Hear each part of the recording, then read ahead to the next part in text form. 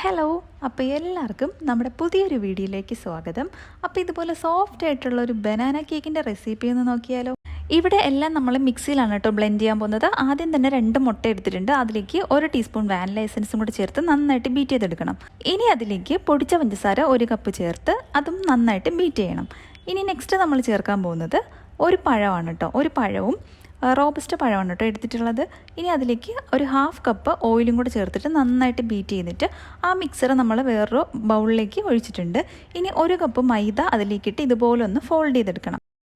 ഇനി ഈ മിക്സിലേക്ക് 1/2 teaspoon baking പൗഡറും 1 നുള്ളുപ്പും കൂടെ ചേർത്ത് ഒന്ന് മിക്സ് ചെയ്തെടുക്കണം കേട്ടോ. പിന്നെ കേക്ക് ബേക്ക് ചെയ്യാനുള്ള പാത്രം ഞാൻ സെറ്റ് ചെയ്ത് വെച്ചിട്ടുണ്ടായിരുന്നു. അപ്പോൾ കേക്കിൻ്റെ മിക്സൊക്കെ നമ്മൾ പാത്രത്തിലേക്ക് ഒഴിച്ചിട്ടുണ്ട്. ഇനി ഇതൊരു 40 to 45 മിനിറ്റ്സ് ബേക്ക് ചെയ്തെടുക്കണം. അപ്പോൾ നമ്മൾ സാധാരണ ഒരു ഇഡ്ഡലി പാത്രത്തിൽ റിങ് വെച്ചിട്ടാണ് കേട്ടോ ഇങ്ങനെ ബേക്ക് ചെയ്യാൻ പോകുന്നത്. അപ്പോൾ ഒരു 45 മിനിറ്റ് കഴിഞ്ഞപ്പോൾ നമ്മുടെ കേക്കൊക്കെ റെഡിയായി വന്നിട്ടുണ്ട്. നന്നായിട്ട് തണുത്തതിന് ശേഷമാണ് കേട്ടോ ഞാൻ പാത്രത്തിൽ നിന്ന് എടുത്തിട്ടുള്ളത്. ഇതുപോലെ നന്നായിട്ട് തണുത്തിട്ട് എടുക്കണം, ഇല്ലെങ്കിൽ കേക്ക് പൊടിഞ്ഞു പോകും കേട്ടോ.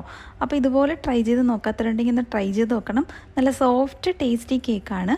അപ്പോൾ ഇത്രയേ ഉള്ളൂ നമ്മുടെ ഇന്നത്തെ വീഡിയോ. എല്ലാവർക്കും ഇഷ്ടപ്പെട്ടെന്ന് വിചാരിക്കുന്നു. അടുത്തൊരു വീഡിയോ കാണുന്നവരെ ബൈ.